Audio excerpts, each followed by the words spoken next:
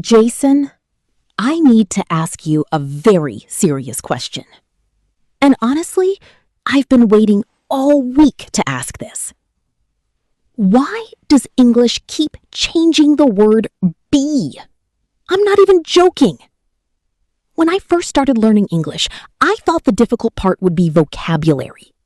I thought giant words would scare me. I thought business English would scare me. I thought academic English would scare me. But somehow, a tiny little word with only 2 letters managed to create more confusion than all of them combined. And every time I thought I finally understood it, English would suddenly introduce another version. First it was be, then am, then is, then are, then was, then were, and just when I thought the drama was finally over, somebody casually said, "I've been waiting." And 5 minutes later, another person said, "Why are you being so dramatic?" And I remember sitting there thinking, wait, are these all related? Or is English just making up new words every Tuesday?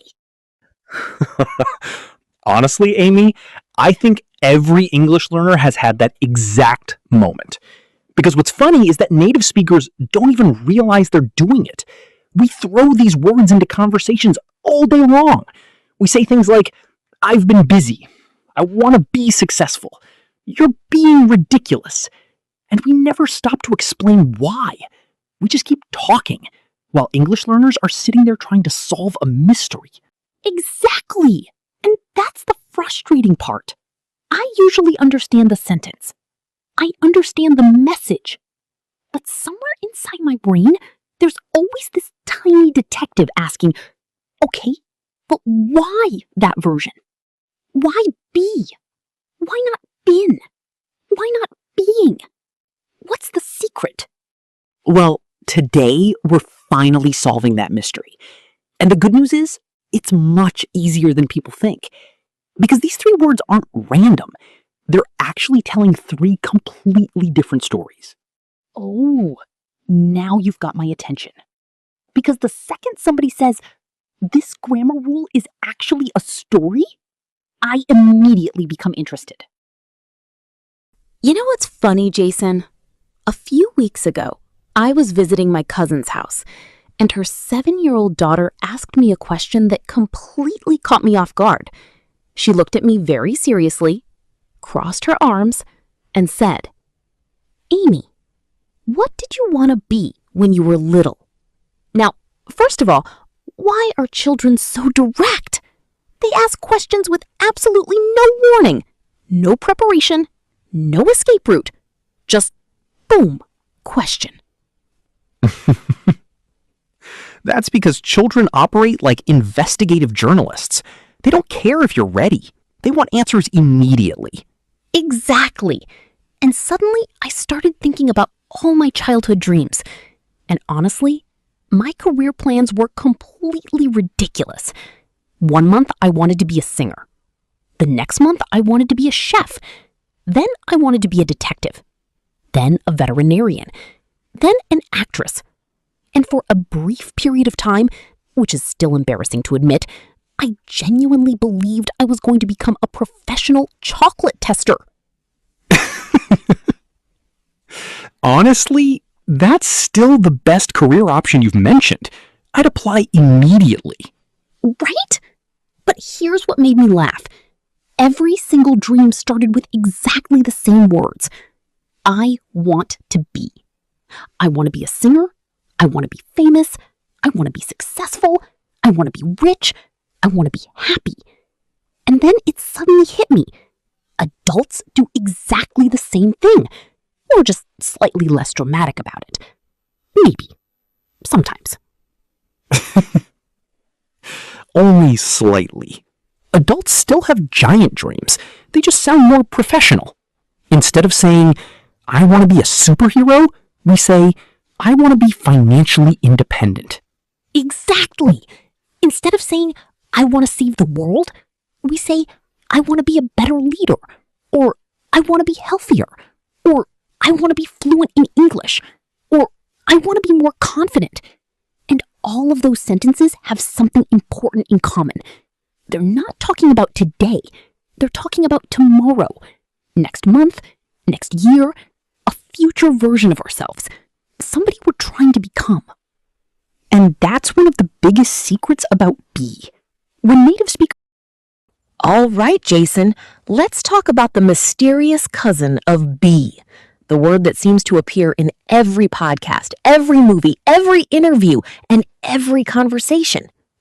Been. Because honestly, for the longest time, this word felt magical. I understood it, but I couldn't explain it. Whenever somebody said, I've been busy, or I've been working a lot lately, I understood the message perfectly, but I never understood why been was there. And that's because been does something very special. It acts like a bridge. It connects the past to the present. Imagine a timeline stretching from yesterday through today and arriving at this exact moment. That's where been lives. For example, if I say, I've been busy lately, I'm not talking about one specific moment. I'm talking about a period of time. Maybe I was busy yesterday.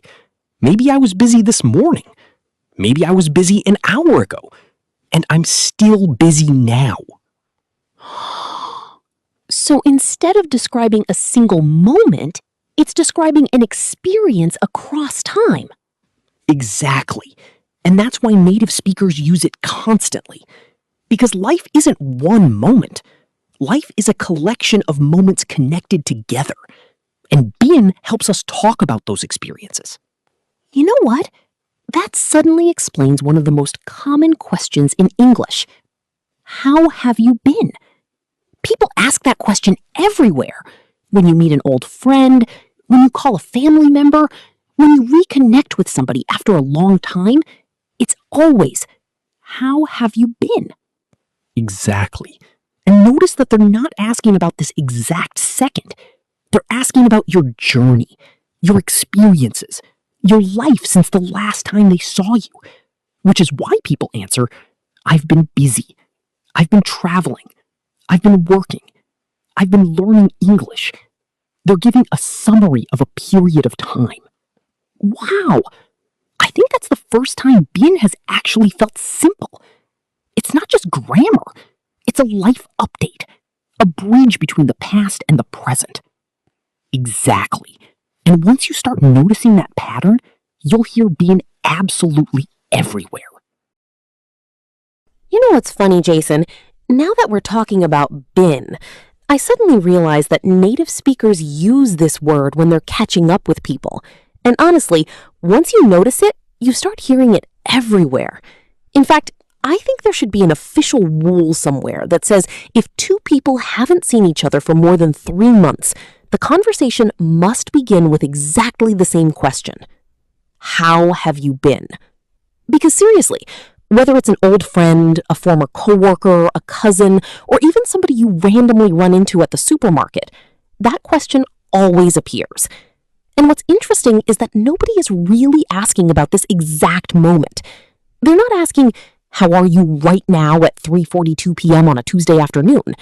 No, they're asking for the story. They want the highlights. They want the life update. They want to know what has happened between the last conversation and this one. That's actually such a great way to describe it. Because humans are naturally curious about each other's experiences. We want to know what's been happening. We want to hear the updates. We want to know if somebody got a new job, moved to a new city, started a new hobby, adopted a dog, learned a new skill, or accidentally made a terrible life decision and now has a funny story to tell. And that's exactly why been shows up so often. Because life isn't one moment. Life is a collection of moments. And been helps us summarize those moments. Exactly. Imagine you meet a friend after 6 months. They ask, how have you been? And you answer, I've been working a lot lately. Or, I've been learning English. Or, I've been traveling. Now, Suddenly, you've opened the door to a much bigger conversation. Because every one of those answers creates curiosity. Where have you been traveling? What countries did you visit? How long have you been learning English? What made you decide to start? And that's why been is such a conversational word. It's not just grammar. It's storytelling. It's a shortcut that allows us to summarize days, weeks, months, or even years of experience in one simple sentence. And honestly, when you start thinking about it that way, been suddenly becomes much easier to understand. Okay, Jason, can we talk about the most dramatic member of this family? Because I swear, every time I hear the word being, somebody is either getting into trouble, causing trouble, or about to start an argument. Honestly, you're not completely wrong, because being often appears when we're talking about someone's behavior. Not who they are forever, but how they're acting right now. And that was actually a huge discovery for me, because for the longest time I couldn't understand the difference between these two sentences. You are rude and you are being rude. To me, they sounded almost identical, but native speakers react very differently to those sentences. Exactly. Because if I say, you are rude, it sounds like I'm describing your personality. It sounds permanent. It sounds like that's simply who you are. But if I say, you are being rude, I'm talking about this moment, this situation, this behavior. Maybe you're normally kind. Maybe you're usually polite. But right now, you're being rude. Oh, that explains so much. Because suddenly being feels less like a personality label and more like a temporary action, like something happening right now. Exactly. And native speakers use it constantly. You're being dramatic. You're being impatient. Why are you being so quiet? Stop being silly. Every one of those examples focuses on temporary behavior, not permanent personality, just what's happening in the moment. I feel like parents use this word every single day. Somewhere in the world right now, a parent is probably saying, "Stop being ridiculous." And somewhere else, a teenager is probably replying, "I'm not being ridiculous." The eternal conversation. Now that I understand this idea, I suddenly realize how often being appears in relationships. Not just romantic relationships. Friendships, families, coworkers, basically anywhere humans spend enough time together to occasionally annoy each other, which, let's be honest, is every relationship ever created. That's one of the most accurate statements you've made today. Because eventually somebody is going to have a bad day. Somebody is going to be grumpy. Somebody is going to be impatient. Somebody is going to be dramatic. It's part of being human. Exactly. Imagine your best friend. Normally they're energetic, they're cheerful, they're talking nonstop, they're telling stories, they're making jokes. Then one day you meet them for coffee, and they're unusually quiet. They're staring out the window, they're barely speaking, and after 10 minutes you finally ask, "Why are you being so quiet today?" You're not saying they're a quiet person. You're saying they're acting differently than usual. That's a perfect example. Because being often appears when somebody's behavior stands out. Maybe they're being unusually cheerful. Maybe they're being unusually nervous. Maybe they're being incredibly generous. Maybe they're being incredibly patient. The behavior feels temporary, different, noticeable. And honestly, I think that's why native speakers love this word so much, because it gives us flexibility. Instead of judging somebody's entire personality, we can simply describe what's happening right now. Exactly. Compare these two sentences. You're selfish. And you're being selfish. The second one feels softer. It suggests the behavior can change. It suggests this isn't necessarily who the person is forever. It's simply what's happening in this moment. Wow, that's actually a really important emotional difference. And I think understanding that difference helps you sound much more natural in English conversations. Because sometimes you're not talking about a person's personality, you're talking about their behavior. Exactly. And that's the secret of being. It's the language of temporary behavior, the language of right now, the language of how people are acting in this. All right, Jason. I think we've reached the moment of truth. Because right now, some of our listeners are probably sitting there feeling confident, nodding their heads, thinking, okay, I understand this. But other listeners might be thinking, wait a minute, everything sounds easy when Amy and Jason explain it, but what happens when somebody starts speaking really fast in a movie? And honestly, I completely understand that feeling. Because there have been so many times when I understood a grammar topic during a lesson, and then 5 minutes later I watched a TV show and suddenly felt like I had forgotten everything. That's completely normal. Because understanding a rule and recognizing it in real life are two very different skills. It's kind of like learning about swimming from a book and then suddenly finding yourself in a swimming pool. Your brain says, wait, this feels different. Exactly. So let's put everything together using a simple story. Imagine you run into an old friend after 2 years. You haven't spoken, you haven't texted, you haven't seen each other anywhere. Nothing. And suddenly one day, there they are, standing right in front of you. What's the first question they're probably going to ask? Easy. How have you been? And immediately we hear our first grammar clue. Been. Because they're asking about your experiences, your journey, everything that has happened between then and now. Perfect. And then imagine you answer, I've been working a lot lately. I've been studying English. I've been traveling. Again, we're talking about experiences over time. So we use been. Okay, now let's continue the story. Your friend tells you, I've always wanted to be a pilot. Now we've switched to a different word. Why? Because now we're talking about a dream, a future goal, something they hope to become. So naturally, we use be. Exactly. Now let's imagine you're both trying to assemble a piece of furniture together, and after 30 minutes, your friend refuses to read the instructions. They're pressing random buttons, they're connecting pieces upside down, they're creating complete chaos. And finally you say, "Why are you being so stubborn?" Which brings us to our third word, because now we're talking about behavior happening right now. Temporary behavior, not personality, just this moment. Being. Look at that. One story, 3 words, and suddenly everything starts making sense. Exactly. And before we move on, let's do a quick challenge. Everybody listening, play along with us. Ready?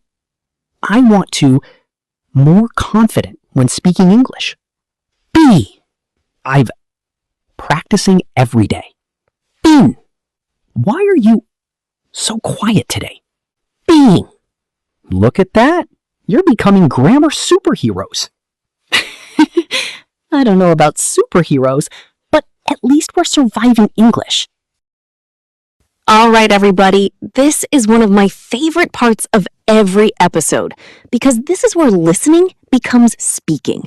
And honestly, the fastest way to sound more natural in English isn't just learning grammar, it's repeating real sentences out loud.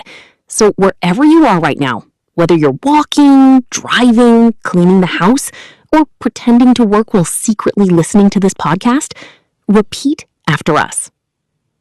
Ready? I want to be successful. Great. Now try this one. I want to be more confident. Excellent. Now let's practice been. I've been learning English every day. I've been very busy lately. I've been thinking about that. Fantastic. Now, let's move to being. You're being very patient. Why are you being so quiet today? Stop being dramatic. I feel like that sentence gets used in every family at least once a week. Only once? That's optimistic. In my family, that sentence could probably be our official slogan. Fair enough. But here's something important. When you hear these words, don't just memorize them. Picture them. Feel them. Connect them to real life. When you hear be, think about dreams, future goals, possibilities. When you hear been, think about experiences, life updates, journeys. And when you hear being, think about behavior, how someone is acting right now. Because once you connect grammar to real situations, it becomes much easier to remember and much easier to use naturally. Well, Jason, I have to admit something. When we started today's episode, be, been, and being felt like three confusing grammar forms that English invented specifically to make life difficult. Maybe even to ruin weekends.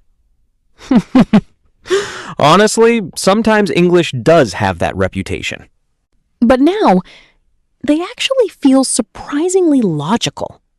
Almost like three members of the same family, each with a different job. Exactly. Be helps us talk about future possibilities. Been helps us talk about experiences from the past until now. And being helps us talk about temporary behavior happening in the moment. And before we leave, we have a challenge for everyone listening. Head down to the comments right now and write 1 sentence using be, 1 sentence using been, 1 sentence using being. Get creative. Tell us about your dreams, your experiences, or somebody who's being dramatic today. And trust me, there's always somebody being dramatic somewhere. We love reading your comments and seeing how you're using English in real life. So don't be shy. Join the conversation. If you enjoyed today's episode, don't forget to like the video, subscribe to the channel, and turn on notifications so you never miss a new English conversation. Keep listening. Keep practicing. Keep speaking. And most importantly, keep enjoying the journey. We'll see you in the next episode. Take care, everybody. Bye, everyone, and keep learning English, one conversation at a time.